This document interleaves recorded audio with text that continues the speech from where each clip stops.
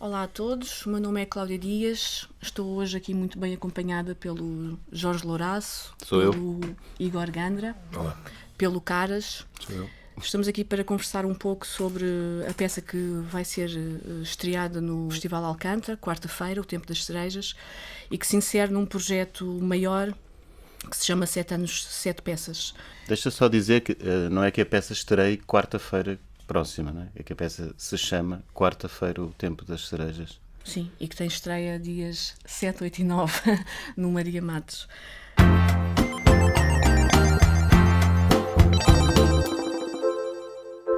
Relativamente ao projeto 7 anos, 7 peças, é um projeto que teve início em 2016 e término em 2022 e que, tal como o nome indica, visa a criação de 7 peças em 7 anos consecutivos. Cada um dos anos eu estabeleço um convite, uma proposta de encontro a um artista. Segunda-feira esse encontro foi com o Pablo Fidalgo Larel, terça-feira com o Luca Beleza e agora quarta-feira com o Igor Gandra. A ideia é que este encontro não produza uma estetização do mesmo, ou seja, as peças não sejam estetizações de encontros ou da ideia de encontro, mas que este encontro não romantizado produza um objeto, produza uma peça. E, portanto, são encontros que podem ser de conflito absoluto e aberto, ou podem ser encontros mais doces, mais suaves, mas esta ideia é realmente fundamental. O quarta-feira faz uma cronologia entre 1971 e 2071, estou certo? Uhum. E provavelmente nós 4 que estamos aqui a ser filmados, nós estaremos vivos em 2071. É pouco provável. Not likely. Então, sem querer tornar isto muito pesado num sábado de manhã, queria salientar que uma das componentes deste desafio que tu te propuseste fazer, de fazer um projeto em 7 anos, sobretudo numa ocasião em que é cada vez mais difícil pensar o que é que se vai fazer, é um dos corações do trabalho, não é? Este desafio ao próprio tempo. Uhum. Que tem a ver com o momento histórico e tem a ver com a ideia de que há um momento histórico, de que não estamos fechados no presente, não é? No imediatismo. E muitas vezes é negado esse tempo histórico, não é? A história é negada e acho que há este impulso de tentar reafirmar a história, reafirmar os processos e tentar identificar a causa das coisas também, num certo sentido. Ora, esta peça tem um grande buraco em cena. Um buraco que vocês construíram, não é? Como se fosse uma cratera ou... Enfim, como se uma bomba tivesse caído, como se um tomahawk. Era uma conversa que tínhamos há tempos, que a cratera é mais ou menos a que vocês fizeram em cena, tem o diâmetro típico que uma cratera causada por um míssil tomahawk. Tem na relação com o tamanho das marionetas. Das marionetas. Sim, à escala. Ok, enfim. Uhum. Não a vossa escala, que seria muito maior se fosse a vossa escala, mas à escala das marionetas que estão em cena. O ano passado a peça tinha a ver com, muito explicitamente, a crise dos refugiados, aquilo que se chama a crise dos refugiados, que obviamente é a guerra na Síria, que obviamente é o conflito na Palestina, e aquilo que o ano passado poderia até parecer um pouco chover no molhado, pela reincidência nos temas que toda a gente já sabe, e toda a gente já sabe que posição ter sobre o assunto, afinal revela-se um ano depois absolutamente urgente. É uma peça que mantém a sua urgência, apesar de já não... Ela continua a ser feita, porque o espetáculo continua disponível para digressão, mas ela já não vai ser feita no Alcântara, por exemplo. Não é? No entanto, ela continua urgente. Infelizmente, sim. Sim.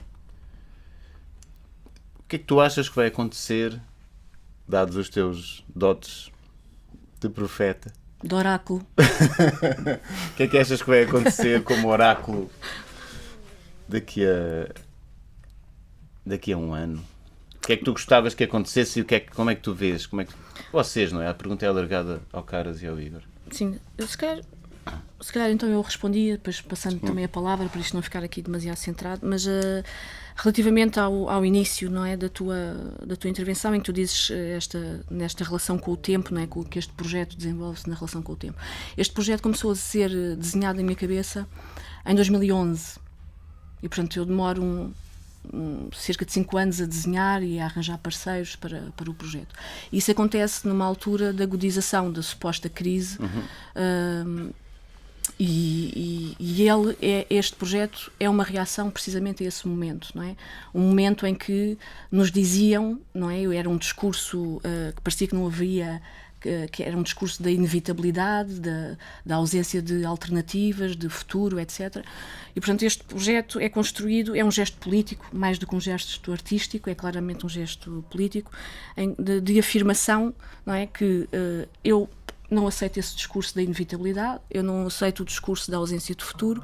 Eu, enquanto mulher portuguesa, enquanto artista portuguesa, tenho tanto direito a construir futuro e a perspectivar a minha carreira no tempo quanto uma artista mulher alemã ou francesa. E, portanto, o gesto foi precisamente esse. E também chamar a atenção para esta ideia, não é, de que a classe e a comunidade artística portuguesa, quer dizer, vivia ali ano a ano, ou seja, se enquanto artista tivesse a possibilidade de ter trabalho por um ano, não é, ficava muito feliz e muito grata por isso acontecer, não é? E, portanto, o gesto foi também dizer que recuso essa ideia de trabalho por projeto e, portanto, estou muito mais interessada num trabalho de continuidade, num trabalho que se desenvolve no médio e no longo prazo e ter direito também a fazê-lo. Portanto, essa é a questão fundamental deste projeto. Outra questão fundamental relativamente ao tempo é a minha própria idade, não é? 45 anos. Quando chegas aos 45, inevitavelmente acho que toda a gente pensa que chegamos aqui a metade. Não é? Estamos aqui a metade da vida e, portanto, isso também teve um impacto grande em termos pessoais e também influenciou bastante na construção deste projeto, que acabou por ser desenhado como sendo o último projeto, não é, que irei fazer, não é? E findo este projeto, a minha carreira acabou e, portanto, vou ter uma segunda vida. Pronto, isto em relação à questão. Sim, é engraçado, há pouco tu disseste, este projeto teve início em 2000 e tal e término em, não, como se, em vez de dizeres, e terá término, não, já, é como se já tivesse, é só um jogo de palavras, mas... Relativamente às temáticas das peças, não é, e que a questão do tempo está presente, não é? A questão do tempo também esteve muito presente no Terça-feira, porque no Terça-feira nós fazemos um recuo até aos finais da Primeira Guerra Mundial, não é? E explicamos as razões históricas da crise dos refugiados no presente, não é? E, portanto, há uma contextualização histórica e eu acho que o palco também é um sítio para o fazer, não é? É, por excelência, um sítio também de exercício de memória, não é? Pronto, e acho que foi isso também que o Terça-feira se propôs fazer e propôs também fazer uma coisa que não é politicamente correta, não é? E ainda bem que fomos por aí, que é esta ideia de, não, eu não vou discutir a questão dos refugiados sob o chapéu que me querem dar para discutir, não é? Eu vou discutir este tema fora do chapéu que me querem dar. E o chapéu que é dado é sempre o chapéu dos direitos humanos. Não tenho nada contra os direitos humanos, como é evidente, mas eu quero fazer a discussão fora desse quadro, não é? Quero fazer a discussão referindo as questões políticas, geoestratégicas, históricas e de grande responsabilidade, não é, das chamadas democracias europeias em todo o processo, não é, da questão palestiniana e do conflito israelo-palestiniano. Foi isso que nós fizemos no Terça-feira e sim, infelizmente está bastante atual pela questão também agora da provocação dos Estados Unidos e do Trump em deslocar a embaixada, não é, de Tel Aviv para Jerusalém. O que é que eu espero que aconteça? Eu espero que o que aconteça é que a comunidade internacional, de uma vez por todas, não é, reconheça a resolução das Nações Unidas e reconheça, de uma vez por todas, não é, a solução, não é, da existência de dois Estados, não é? Pronto, é isso que eu espero, que no fundo é o respeito pelo próprio direito internacional, não é? É isso que eu espero que possa vir a acontecer dentro em breve. Portanto, sejamos realistas, desejamos o impossível. Sejamos utópicos, porque a utopia é apenas uma verdade antes de tempo, portanto. Pois claro. Exato. Relativamente ao quarta, já agora só para a questão do tempo está novamente presente. Nós fazemos também aqui uma cronologia de um século, não é? Que começa em 71, porque nós todos somos aqui da década de 70, não é? O Igor, o Caras, eu, o Nuno Borda d'Água, não é? Tu não sei. Sou de 73. Pronto, também, não é? Somos todos da década de 70, e a década de 70 foi uma década, vou mesmo usar a palavra, não é? Lixada, não é? Porque foi na década de 70 que se começaram a fazer aqui os testes da implementação, não é? De toda a teoria neoliberal, não é? Com os Chicago Boys e o 11 de setembro de 73 no Chile. E, portanto, esse grande tubo de ensaio, não é? Que depois, mais tarde, é transportado para a Europa através da mão da senhora Margaret Thatcher, e que se faz o teste para ver se as democracias ocidentais, europeias, aguentavam um programa desse estilo, não é? Aguentaram. Aguenta, não é? Aguentaram, e hoje estamos a viver o resultado, obviamente, da implementação desse programa. Nesta cronologia, nós fazemos essa cronologia, não é? Da implementação desse programa, da relação das opções económicas, não é? Também com as ingerências, as crises, as guerras provocadas em diversas partes do globo, porque estão, obviamente, intimamente relacionadas, e propomos uma cronologia, não é? De futuro. E se o presente ou se o passado foi assim, não é? O que é que nós queremos de facto? Pronto, é uma pergunta que nós dirigimos ao público: o que é que nós queremos de facto para construir o futuro, não é? Então nós partimos de eu não sei se é uma distopia, se é uma utopia, não é? Mas a premissa é, e se o fim do mundo não coincidisse com o fim do capitalismo? Acho que era interessante que isso não coincidisse. Já agora. Pronto, é uma das premissas. A outra premissa é de facto que se consiga reunir, não é, as condições objetivas e subjetivas, não é, reunir e organizar, não é, e propor de facto o fim deste sistema e deste paradigma. A cronologia começa com o facto dos Estados Unidos terem desligado a cotação do dólar do padrão ouro, que é uma coisa muito técnica que eu não consigo explicar, mas que tem a ver com a maneira como a moeda se torna, como as finanças se tornam cada vez mais um casino, como eram até aos anos 30, e a especulação se torna um fim em si mesmo. E há um gráfico que mostra como, a partir de 71, os rendimentos do tal 1% mais rico voltam a aumentar, enquanto os rendimentos estavam a ser distribuídos entre os anos 30 e 71. E a outra coisa é que a desregulação financeira, enfim, as regras que controlam os negócios da finança, é a partir de 71 que começam a ser cancelados. Mas há outra data aqui subjacente, há 100 anos para a frente e 100 anos para trás, e 1871 é a data da Comuna de Paris, daí o subtítulo da peça, não é? Querem elaborar? Bem, isso surge, há de facto uma coincidência nessa associação, não é? Mas é uma coincidência à qual acho que não conseguimos deixar de prestar atenção. E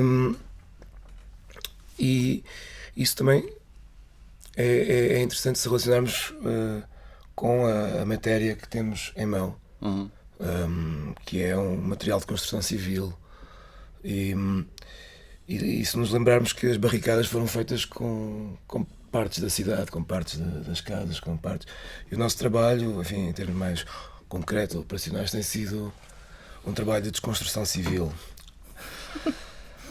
Para quem está a ver e a ouvir e depois vir a ver o espetáculo, a cratera é feita com uma estrutura de pladur e de entulho. Portanto, há esse gesto nosso de não é exatamente formar uma barricada para defender o nosso arrondissement, mas é de transformar o espaço também, não é? Que foi no fundo o que os communards fizeram também, não é? Por um lado transformaram o espaço, por outro lado reclamaram uma maneira diferente de viver o tempo, o seu tempo vital neste planeta. E eu acho que a peça fala-nos também muito sobre isso. Se há por um lado, digamos, esta contextualização histórica muito clara e muito precisa, muito informativa, há por outro lado também uma dimensão poético-política muito forte. Quer dizer, é um pouco também sobre a forma de sonharmos politicamente. E sonharmos politicamente é uma maneira de dizer de produzir formas, digamos, de sonharmos coletivamente, não é? De que modo é que nós nos conseguimos projetar no futuro. É interessante esse exercício do futuro, porque no trabalho nós deparámos-nos, porque a cronologia continua, não é? A coisa vai até 2071. E é um exercício muitíssimo difícil, porque é muito fácil enverdarmos por uma lógica de wishful thinking, não é? Sempre que nós acabamos por produzir uma espécie de lista de desejos, mas não são desejos... que é de 2018 para a frente? É de 2018 para a frente, sim. São coisas que seriam possíveis, que seriam plausíveis. Mas é um exercício muito complexo, porque nós acabamos por ler e por pesquisar outras perspectivas de alguns autores, e é muito difícil fazer essa previsão. Há quem defenda que já estamos a viver o pós-capitalismo, não é? Então deixa-me só recapitular, porque o espetáculo tem um determinado compasso, não é? E cada ano que é enumerado há um facto associado, e de 2018 para a frente, como ainda não há factos, o que temos é o sonho do que poderá vir a ser, não é? Possibilidades. Possibilidades, sim, é isso. Temos possibilidades. Umas apresentadas de uma forma mais factual, exatamente, e outras que são de uma ordem mais poética, sensitiva, de acordo com a sensibilidade de cada um e da nossa, que é claro, em primeiro lugar. Mas... E aí é, quando falavas agora que há quem diga que já estamos a viver um pós-capitalismo, é porque nessa projeção, nessa imaginação do futuro, vocês já têm, as hipóteses abrem muito, as possibilidades abrem vários cenários, é isso? Eu acho que há mesmo vários cenários. Acho que cada data futura que é apresentada, com a informação que lhe é associada, acaba, se pensada isoladamente, acaba por permitir, digamos assim, uma constelação distinta das outras, porque cada um daqueles factos só será possível se, enfim, a organização geral, digamos assim, o permitir, não é? Mas isso é um exercício muito interessante também, porque durante muitos anos criticou-se à esquerda, ou uma certa esquerda, a ideia dos amanhãs que cantam e não sei o quê. Mas a verdade é que esse suposto realismo também nos meteu num buraco sem saída, não é? Num sítio a partir do qual temos deixado, tem-se tornado muito mais difícil perspectivar um caminho, uma saída, um futuro, não é? Digamos que o presentismo também tomou conta da política e da política dita emancipatória, ou não sei o quê. Portanto, com toda a dose de saudável arrogância e ingenuidade, acho que o projeto, ou inocência, o projeto também é interessante a esse nível. É um exercício que foi exigente, ou que tem sido, está a ser exigente, mas muito desafiante fazer essa ideia de o que é que, e se acontecesse isto, e se acontecesse aquilo. Posso fazer uma observação relativamente a isto, não é? Uma das possibilidades, não é, que se fala, tendo em conta esta fase de hiperexploração e acumulação também, não é, imperialista por parte dos Estados Unidos da América, não é? Uma das possibilidades, não é que o sistema comece a ruir por dentro, ou seja, no próprio Estados Unidos, e portanto que comece, não é, que possa começar aí, não é? Ou seja, por isso é que nós dizemos, e se, é um exemplo, e se a lei eleitoral nos Estados Unidos mudasse, para nós sairmos deste bipartidarismo, não é? Desde sempre, não é? E que outras figuras, outras forças, outras possibilidades, não é? Tivessem a oportunidade de chegar ao poder, não é? Pronto, este é um cenário que nós desenvolvemos. Mas esta ideia que também o Igor falou, de uma certa inocência, uma certa ingenuidade, não é? Que nós também sentimos, não é? Que está na nossa proposta e no nosso texto, tem também a força de serem cabeças não reformistas a pensar e a fazer uma peça. Não somos 3 reformistas a pensar e a fazer uma peça, não é? Somos 3 pessoas que nos propomos a pensar fora, não é? Fora de, não é? E eu acho que e trazer isso para o palco, não é? Essa ingenuidade, mas também essa força, não é? Acho que é um gesto importante nos dias de hoje. Como é que vocês veem a parte que já foi feita? Portanto, as 3 peças, elas têm ligações entre si. E como é que depois antecipam o que virá, tendo em conta aquilo que está a ser feito? Posso? Olha, então, eu estou a acompanhar, sou o elemento de equipa para além da Cláudia, que tenho estado a acompanhar a evolução do projeto desde a segunda-feira. E em conversa até contigo, aqui há semanas atrás, falámos sobre... É talvez mais claro para quem vê de fora, para quem não está cotidianamente envolvido com o projeto, as características que são comuns, até do ponto de vista plástico, em relação à peça. Eu estive a pensar sobre isso e há um elemento característico das 3 que acho que é muito interessante, que é todas elas criam um palco em cima do palco, uma superfície, não é? Onde as ações decorrem, e há sempre este ritmo de a ação da peça, a ação que a Cláudia e os seus colaboradores desenvolvem, seja na segunda-feira o combate de boxe, seja na terça-feira o filme de animação. Todas estas ações decorrem sobre uma superfície plana, e esse tempo de desenvolvimento das ações concorre paralelamente com um tempo de narrativa histórica. Há sempre, da parte da Cláudia, há sempre uma tentativa de distanciação em relação ao tempo, de observar o tempo numa linha cronológica e de pontuar ao longo dessa linha temporal eventos que têm um aspecto simbólico e factual importante para o momento em que nós vivemos. Desta equipa eu sou reconhecidamente o mais catastrofista e o mais presentista, e ocorre-me também pensar que quando começámos o trabalho, nós temos desenvolvido a peça ao longo de uma série de residências, desde janeiro, no Porto, em Montemor, no Val da Amoreira, no Concelho da Moita, e no momento em que estávamos, no início da criação da peça, para além do processo normal também de encontro que a Cláudia estipula com os seus colaboradores, que é um encontro que gera uma primeira imagem espontânea, a imagem surge, eles começam a trabalhar a partir dessa imagem, mas a tensão que existia em janeiro é a mesma tensão que existe hoje, que é uma tensão que se calhar para mim é um pouco mais atraente do que para eles, que é a iminência da catástrofe, não é? A iminência de um ponto de viragem que os processos históricos acarretam, não é? Todos os dias.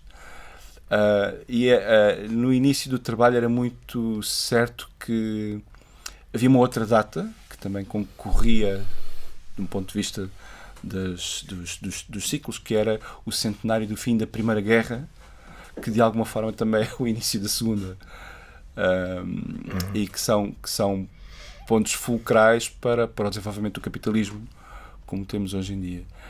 E essa sensação de catástrofe iminente também se expressou plasticamente no cenário, não é? Toda a ideia de desenvolvimento, o trabalho da cratera, não é? Era um trabalho de conflito com a história, não é? De certa forma, aquela superfície, ou estas superfícies do trabalho, são um diálogo, se não um conflito com a história, não é?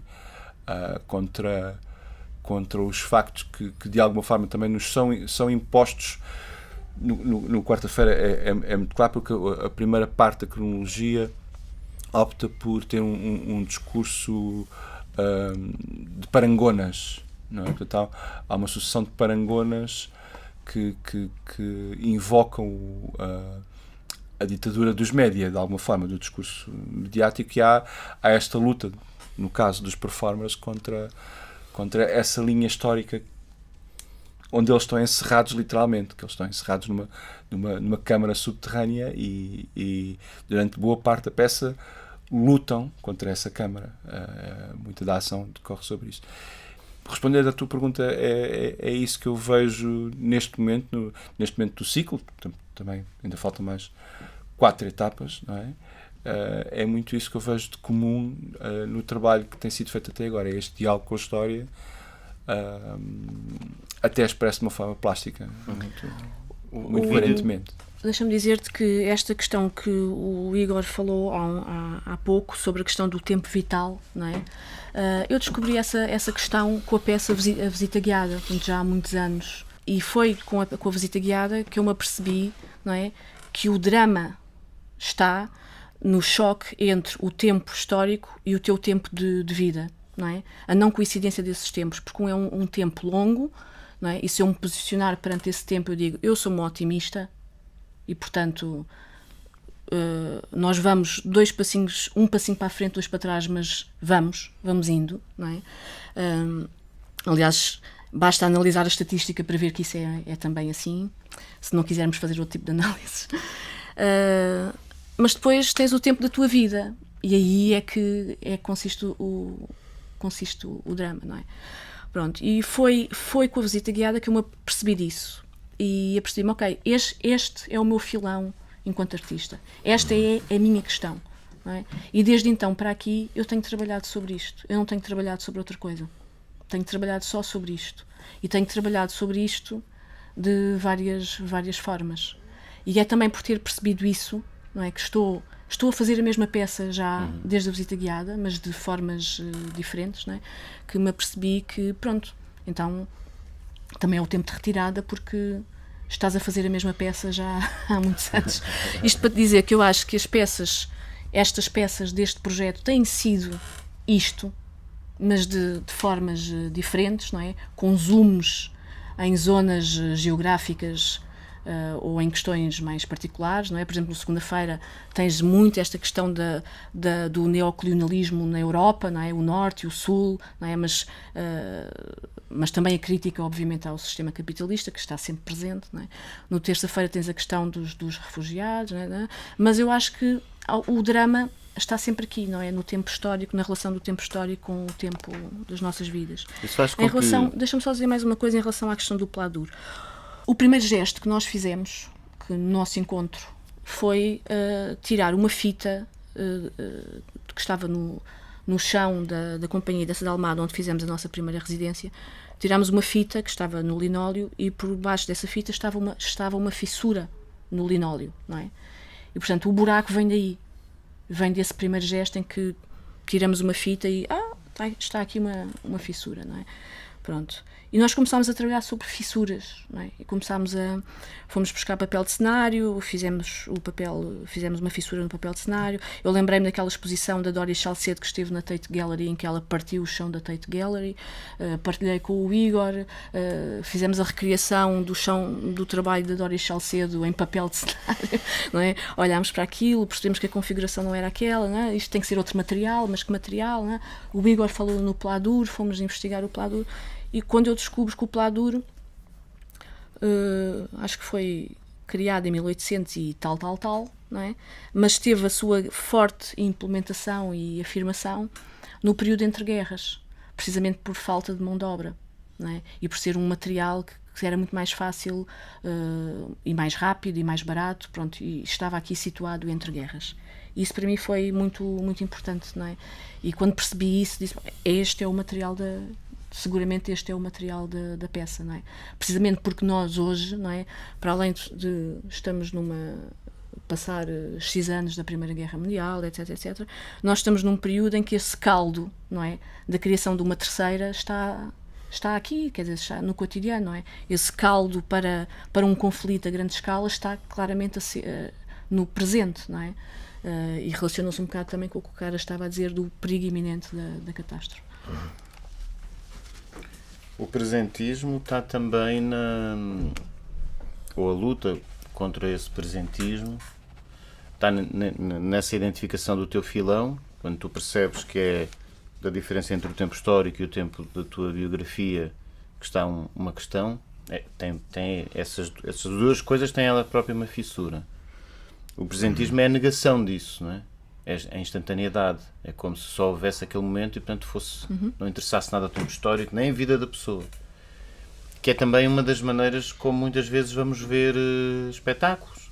Ainda mais num festival. É o mergulho completo no que está a acontecer durante aquele tempo, a consumir aquele espetáculo.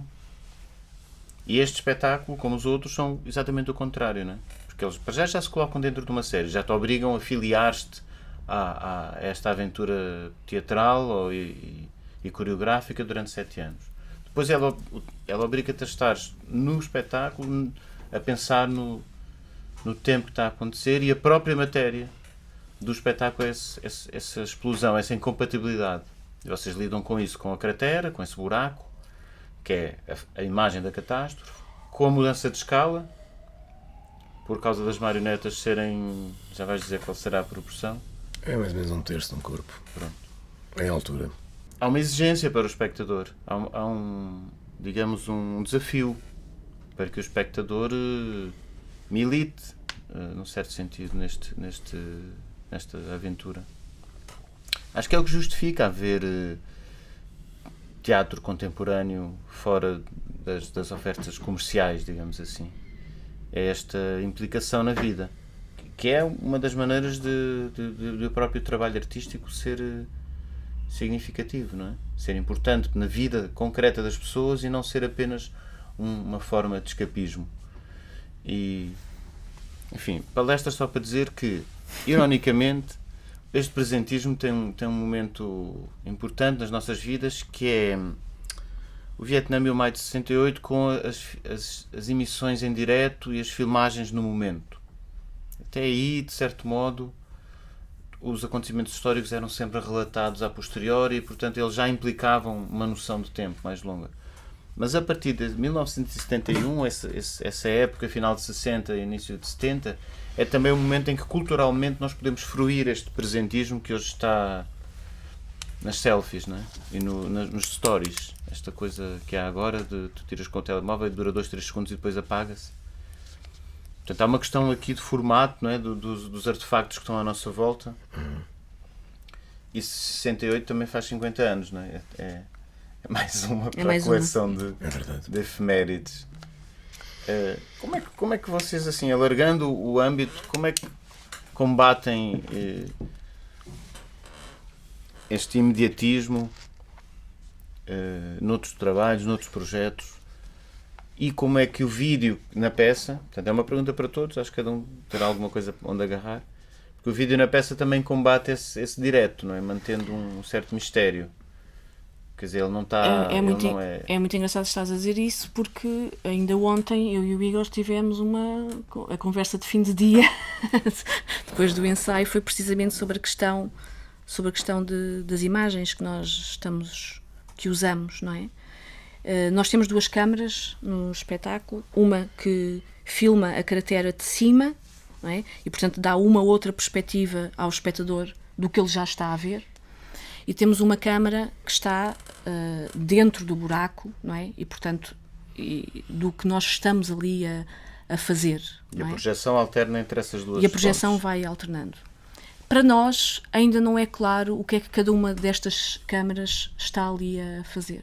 Ou seja, ainda não é claro para nós a leitura que temos dessas 2 câmaras. Mas eu ontem partilhava com o Igor esta ideia de que uma dessas câmaras teria uma função mais voyeurística, não é? E, portanto, é esta ideia do presentismo que tu falas e está uma revolução a acontecer, vamos filmar, não é? Pronto. ter propor esta relação, não é? E a outra Câmara devia ter outra função, que era a função de mostrar o que não se vê, o que não é mostrado, o que nunca, não é? Mostrar a outra imagem, a imagem, não é? Pronto. E nós ainda estamos neste trabalho, portanto, ainda temos aqui uns dias até à estreia para afinar, mas esta questão para mim é uma questão muito importante. Partilhava também com o Igor ontem, em relação a esta matéria, que uma vez, eu às vezes acompanho alunos, não é, que estão a fazer trabalhos em vários contextos, não é? E a partilhar o trabalho de uma aluna, ela apresentava uma imagem, percebes, da mulher, mulher objeto, corpo hipersexualizado, hiperexplorado, pronto, fazia-me essa apresentação. E eu perguntei-lhe porque é que ela porque é que ela usava estas imagens. E ela dizia, eu uso estas imagens para dar o espelho e para combater precisamente esta questão na vida, no dia-a-dia. E a pergunta que eu lhe fiz foi, então porque é que não dás a outra imagem? A imagem não hipersexualizada, a imagem não da mulher objeto, porque é que não dás a outra imagem da mulher? Pronto, e esta questão para mim é uma questão muito importante.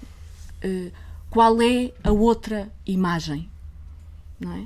E essa para mim é ainda não tenho resposta para dar, não é? Mas tenho uma boa pergunta. Pergunta dialética.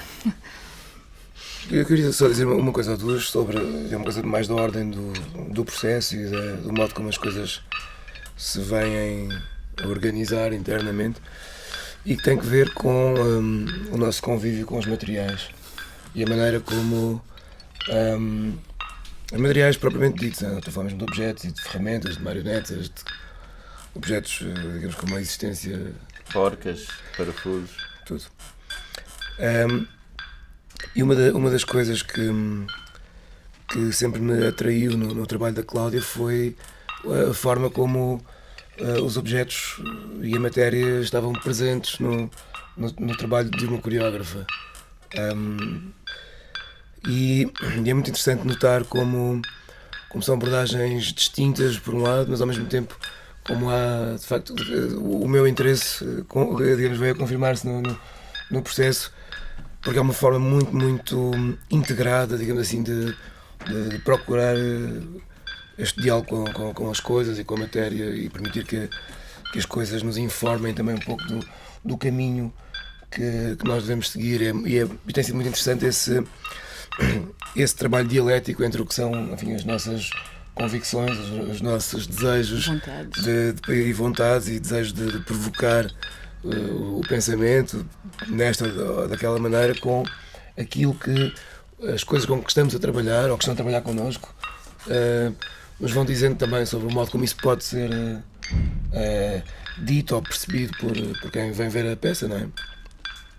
E é mesmo este bocadinho que acho que é importante, ter um pouco a ver também com a natureza deste nosso encontro e do encontro dos nossos trabalhos também, não é?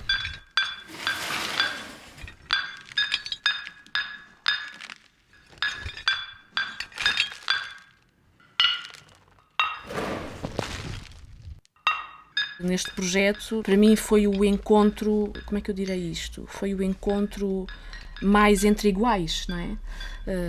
Sinto que somos um bocadinho filhos da mesma raiva, não é? Tenho mesmo um bocadinho a sensação que eu e o Igor temos um bocadinho, até porque partilhamos eventualmente histórias familiares que vêm do mesmo sítio, não é? Pronto, isso forma-te, não é? Forma-te para sempre, não é? E senti essa paz. E portanto isso também, ao mesmo tempo que na gestão do tempo às vezes havia um certo conflito ali da minha parte, por outro lado senti uma paz muito grande neste encontro relativamente a encontros interiores e até uma paz muito grande relativamente do ponto de vista onde nos colocamos para olhar as coisas e olhar o mundo, e esse ponto de vista é claramente um ponto de vista ideológico também. Só pode, não é? Não há ponto de vista que não tenha ideologia. Sim. É só questão dela ser mais ou menos consciente e enunciada, não é? E isso para mim foi muito... Porque mesmo nos projetos anteriores, não é? Tanto com o Pablo como... Aliás, o Pablo está explícito, não é? É um combate boxe, não é? Sim. Pronto.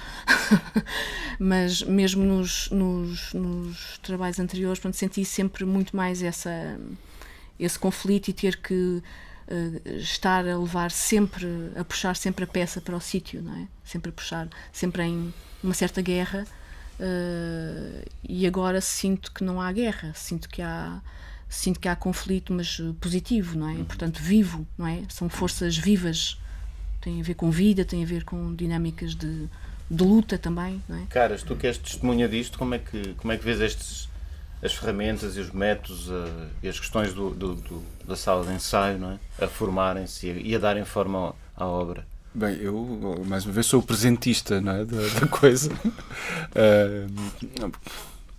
Um pouco até contra o meu bem-estar.